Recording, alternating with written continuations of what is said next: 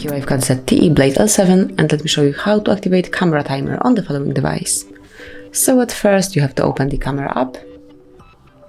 Now click on more icon, which is 3+1, and click on the timer icon, this is the one, and simply by tapping you can switch between 3 or 10 seconds of timer. So let me pick 3 seconds, and from now on, as you can see, the picture will be taken with 3 seconds delay.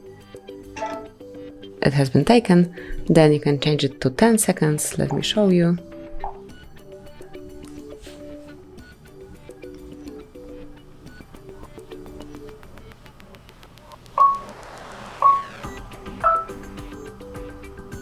And here it is.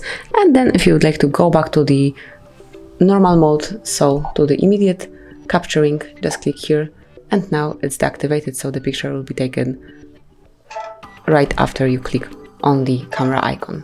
So that would be all, so you can activate and use timer in your camera. Thank you for watching, please subscribe our channel and leave the thumbs up.